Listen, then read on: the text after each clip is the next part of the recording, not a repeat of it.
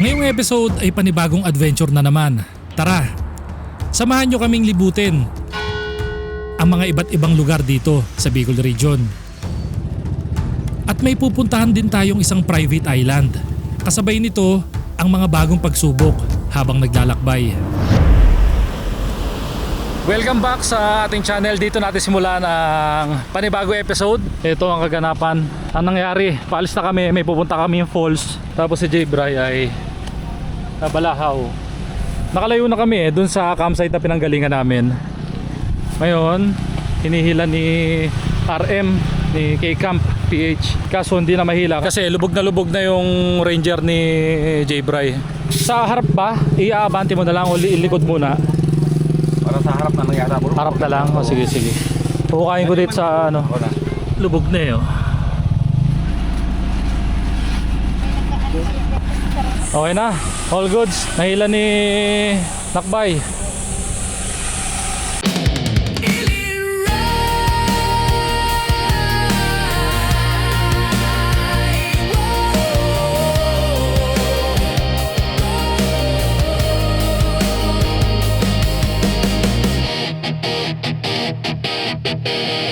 Bago kami pumunta sa falls, ay nadaanan din namin itong lumang simbahan. Ganda oh!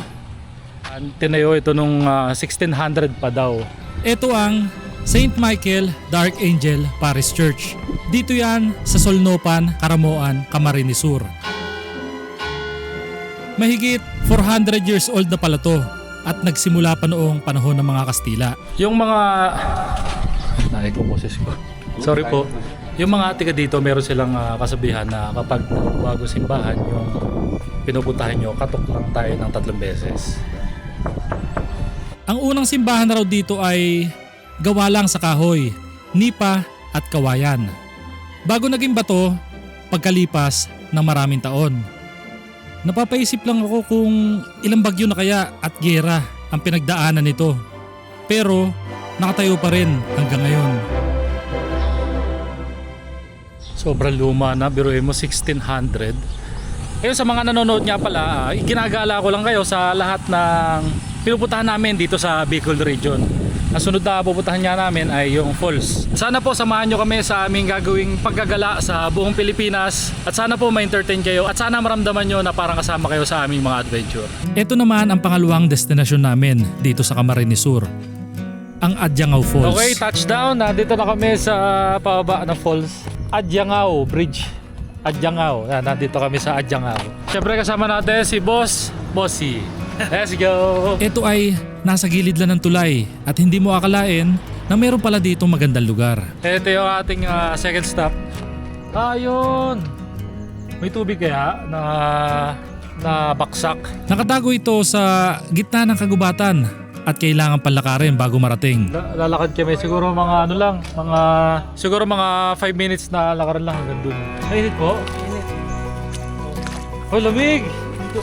Lamig! Pagdating namin dito, sulit din yung tahimik na paligid. Hanggang dito po tubig. At sobrang linaw ng tubig.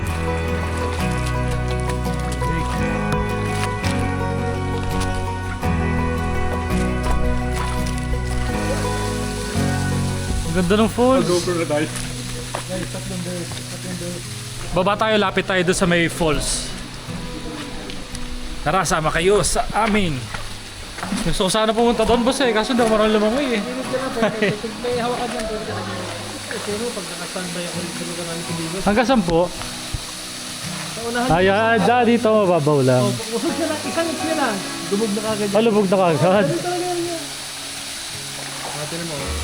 Oh, lapit lang wala. Ay, tama. Lapit lang ng pagitan. Oo. Sakto talaga yung pagligo namin dito sa falls. Galing din kasi kami sa dagat. Hindi pa nga mabula yung sabon at shampoo namin kanina dahil sa alat. Yung pakaluma, bumula. Oh, diba? Kasi wala na yung asin. Bata, linis ka na? Ha? Okay na. Isang mabilisan lang. Real quick. Sarap maligo. Lamig na tubig. Kaya kayo bahagdan. Makikitid na sobrang taas. Ayan o. May nadaanan uli kaming falls dito sa May Lagonoy. Sa Camarines Sur pa din. Nandito na kami sa pangalawang falls. Maglalakad yata uli. Ang Kinahulugan Falls. Ayon sa mga taga dito, nanggaling daw ang pangalan nito sa salitang hulog o nahulog na matagal ng bahagi ng mga kwento at lugar dito sa Lagonoy. Madali lang din itong puntahan, kaya matagal na rin pala itong naging pahingahan at tambayan ng mga tao dito noon. Ang ganda din dito eh. Kakaiba yung mga bato eh oh. Hanggang ngayon, sobrang linaw pa rin ng tubig at tahimik na paligid dito. Oh. Ganda.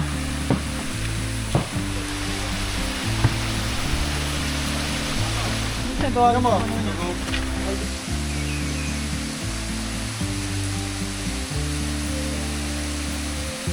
All goods na. At hindi na namin, hindi na kami naligo. Anong oras na kasi at mamamalengke ba tayo ngayon? Ngayon babalik kami sa kila Kuya Jun sa aming base camp. Sobrang daming ganap ngayon. Pero hindi pa dito nagtatapos ang aming adventure. So yun, paalis na kami at may pupuntahan pa daw kami another island. Ano pong pupuntahan natin sir? Ragay, may Kibay-Distan ka rin. Ragay. Kuya Jun, kung napapanood niyo po ito, maraming salamat po sa inyong mag-asawa. Kuya Jun, thank you po. Thank you rin. Yes po. Sa ano. Okay na sana yung thank you. Bless ka pa. Walang yan. Thank you po. Bless Thank po. you. Papagas muna kami dito sa Petron. Baka naman. Magkano kaya full tank natin? 1, 2 na. 80 liters times 84. Mahal ang diesel eh. 84.60 times 80 liters. 6,760. Pangalawang full tank na namin simula nung umalis kami ng Laguna. Ngayon naman, paalis na kami ng Tigaon, Camarines Sur. At babiyahe uli pabalik ng halos 2 oras papuntang Ragay para puntahan ang isla na titigilan namin sa loob ng 3 araw. Ayun na, palabas na kami ng ilog. Ayun na yung mismong dagat.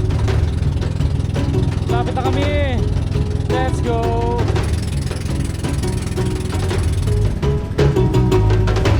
Yeah.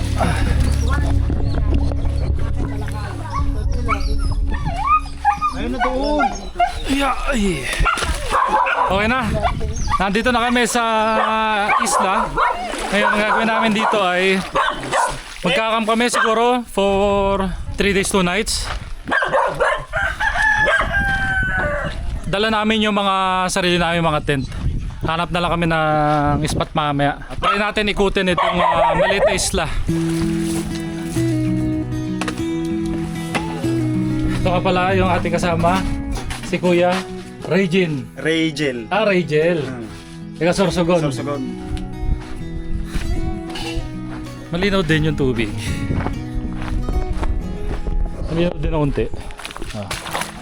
Para sa maligo na. Pagkatapos na mahabang biyahe, agad kami kumain. Maraming salamat po, Sir Mosi, sa masarap na tanghalian. Paksiw na bangus. Pati boneless, prito. Bangus. Hindi pala, may tinik. Kain tayo. Bro, kain na. Habang nakain kami, biglang dumating ang paborito kong panahon. Ayo, sa wakas!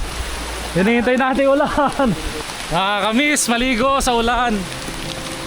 Tagal kong di nakaligo sa ulan. Dati kada magkakam kami tapos naulan, matik liligo na ako eh. Ay. Sarap ang buhay. Malalim po ba yan? Ligo na, ligo! Bago mag-edit.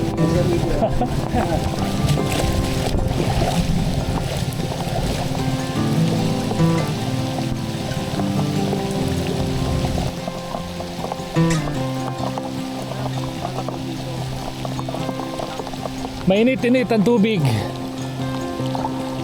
Sir Mos, maraming salamat po. Thank you very much. Sarap na buhay, Sir Mos. Ganda ng mga mga tawag dito, mangrove. Dito pala nagsisimula ang ating panibagong episode. Ay, may nabasa. Ito, kape.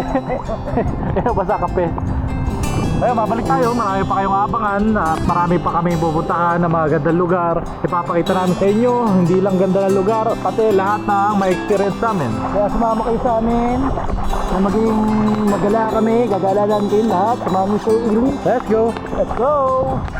Sila ay pupunta doon sa farm ng crab. Hindi na ako sasama sa kanila kasi mag-edit ako. Panoorin nyo na lang sa mga channel nila kung paano manghuli ng crab. Para siyang lawa. Parang lawa style, no? Tapos yung kabila dagat na. Alam mo, sakto ka lang eh. Nagkarlan. Parang ano, Kaliraya. Oo. Parang Kaliraya Lake. Papalaot sila? Hindi ko masasama sa kanila. Hindi. Ako, Mag-edit ako. mag-edit ako. Editors tayo eh. Editors. Ayun, yung dalawa na lang pala panoorin nyo, si K-Camp at si J-Bry. Good morning. Low tide ngayon. Ito kay RM. Ito kay Boy P. Tapos ito kay tulog pa kay J-Bry.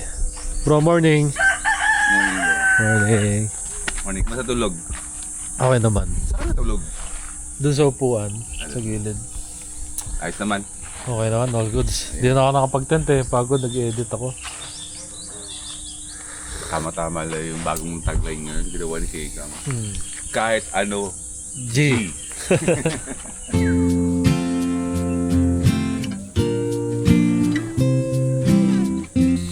Kahapon, ang huli sila kay camp ng ano,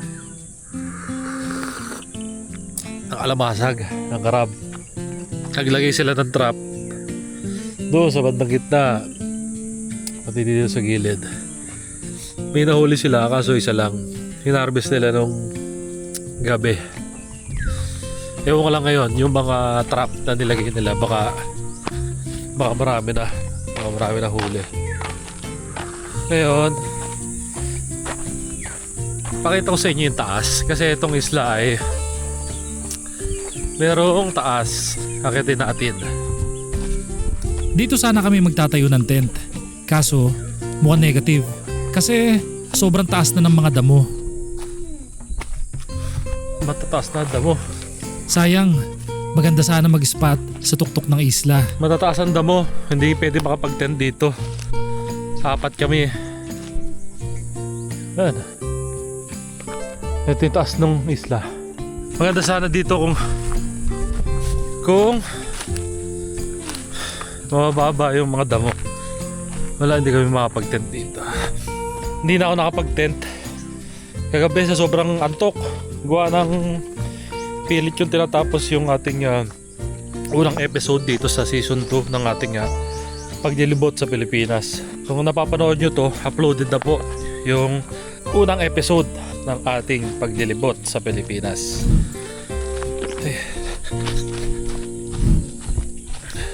Ang sarap kung may isla kang ganito, no? Isang malaking fish pond. Pagkatapos nga pala ng isla trip ay merong meet and greet sa Sabado sa Naga City sa may Happy Campsite. Yun, excited din ako. Hindi ko alam kung ano mangyayari uli. Sana may mga pumunta na tiga dito sa Bicol. Yeah.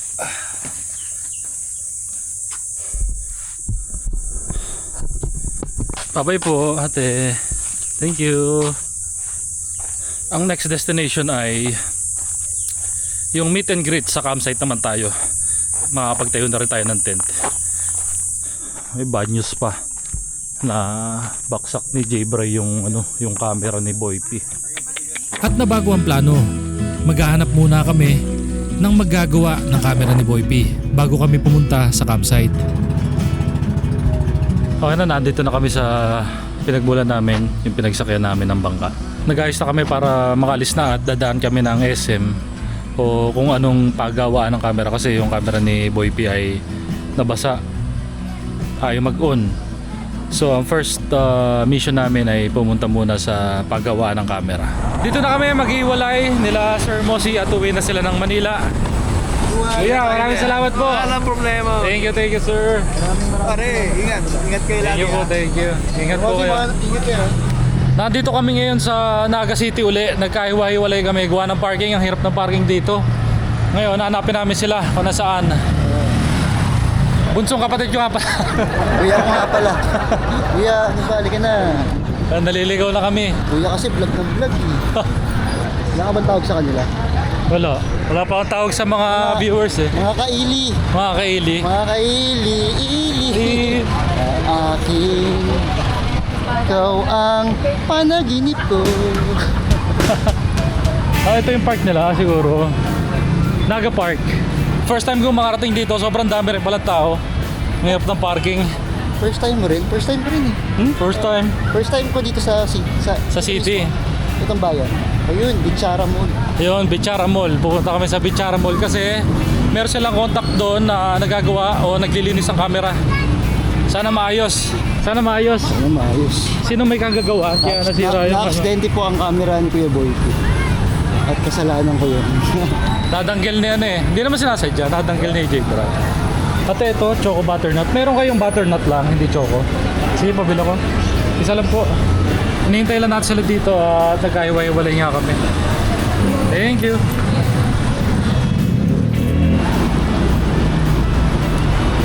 Ito na, camera repair. Maayos na ang camera. Na ano po kasi, na sausaw po sa tubig Dagat. dagat. Dapat inalis mo kagad ang battery. Inalis po. Tinanggal naman po. Kumbaga parang natalsigan lang. Opo, parang ganun po.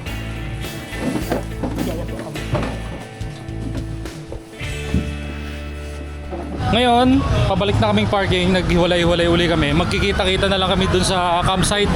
Yung campsite na pupuntahan namin ay Happy Campsite ba? Happy Campers. Happy Camper ang pangalan. Happy Campers. Habang nasa biyahe kami, inaasar ko muna si Jay Bry para mawala kahit papano yung pag-aalala niya sa nasira niyang camera. Ang bagal ko kaya sa likod dahil ayokong maano yung gilid. Ang lakas ng ano mo, pati sa mga liguan, bigla ka na ganun. Kaya nakakahilo.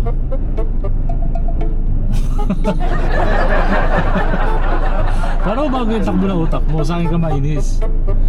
Hindi mo maalala yung camera. Hindi ako may inis sa'yo. Diba? Dahil nasa utak ko nga camera. Ayun. Kaya ito mo naman, ganito lang mag-drive, sobrang smooth lang. Ito mo. Hindi pa ganon. Ito, mamaya makakatulog ka niyan. Kaya pala kanya tulog ka. No? Hindi ka makatulog. Ginising ko lang yan. Malapit na rin kami sa campsite. Pero bago matapos ang mahabang biyahe, titikman muna namin ang isa sa mga kilalang pagkain dito sa Bicol. So yun, nandito na tayo sa malapit sa campsite. Kakain muna kami ng isa sa specialty dito sa may Bicol. Ito ay tinatawag na kinalas. First time ko makatikim dito, tignan natin kung anong lasa. Ano kinalas, kinalog? Kinalas? Kinalog ba? Hindi, kaya kinaya kasi may silog, may kasama silog. Kinalas at silog, tamo. Talaga ba? Totoo ba yun, Kuya Pili? Kinalas mo. Oo, sabi ko sa'yo eh. Kaya may log, silog, tama? Pero yung silog is yung ano lang siya, parang with itlog. Ah, okay. Dito po tayo kasi may electric man. First time natin makatikim ng kinalas. Ayan. Nakatim na kayo ng kinalas? Oo. Ako, nakatikim na! Si Boy pinakatikim na siya doon sa baba. Oo. Doon na siya nakatikim. Kasama niya si Kulas. Kinulas? Ay, kinalas.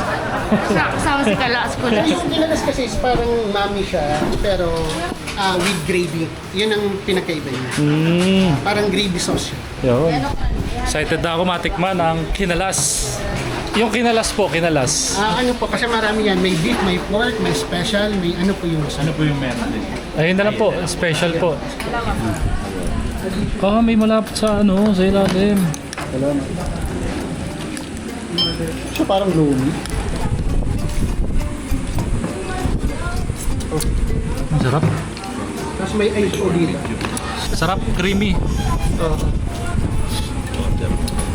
Para siyang parang mami na creamy yung lasa niya. Hindi, kuya, wag na po. Ayun, touchdown. Nandito na kami sa Happy Campsite. Ayan siya. Mamaya gagalayin natin itong buong campsite at hintayin lang din natin yung mga makakasama natin mga campers dito sa Bicol. Malaki-laki rin siya, mga ilang hektarya rin to. Ito yung pinaka-entrance, dito lang kami sa gilid. Maganda dito siguro pag mga pahapon para malamig-lamig. Dito muna natin tatapusin itong episode na to. Ito yung mga abangan nyo sa susunod na episode. Nandito tayo ngayon sa Hirosin Lake.